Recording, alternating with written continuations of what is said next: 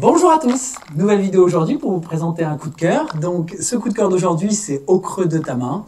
Donc c'est un jeu qui est édité par La Boîte de Jeux pour des parties de 30 minutes de 2 à 8 joueurs et à partir de 10 ans. Alors à mon sens c'est même jouable dès la fin CE1, début CE2. Donc c'est un jeu très intéressant par sa mécanique et par son matériel très soigné que j'apprécie beaucoup. Donc dans ce jeu, donc Au creux de ta main, vous allez devoir en fait mimer un souvenir à votre grand-père.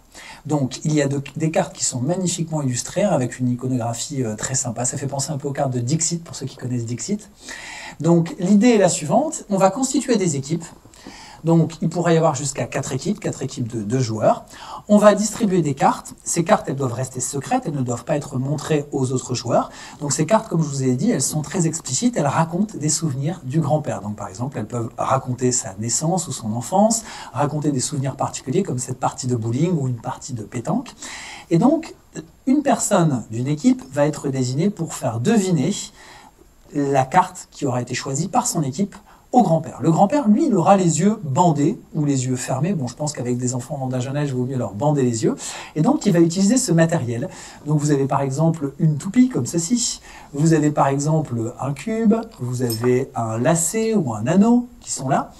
Et donc, sans parler, interdiction formelle de parler, il va falloir faire deviner quelle était la carte, enfin les 2 cartes de votre équipe, puisque vous aurez 2 cartes à faire deviner. Donc, ce qui se passe, c'est que pendant à peu près 5 minutes, on va mimer successivement 2 cartes.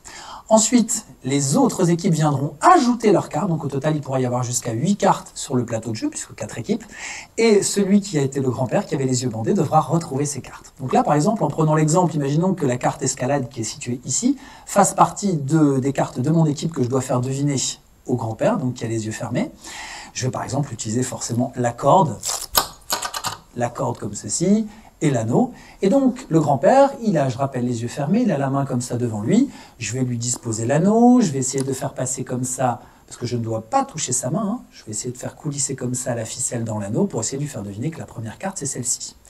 Imaginons maintenant que je cherche à faire deviner, par exemple, cette carte-là, la carte bowling, qui ferait partie également des cartes de mon équipe. Bah, pourquoi pas, dans sa main, venir disposer ce pion qui ressemble fortement à une quille, et puis pourquoi pas jeter comme ça le cube pour faire deviner qu'on renverse des quilles.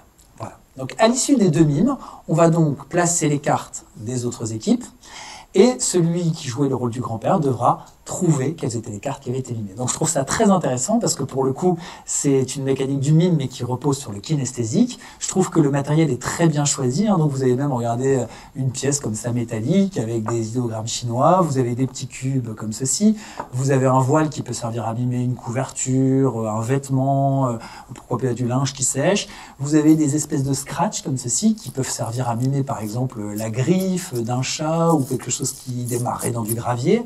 Enfin, le matériel est vraiment très bien choisi. Ce matériel est regroupé dans ce petit sac en tissu.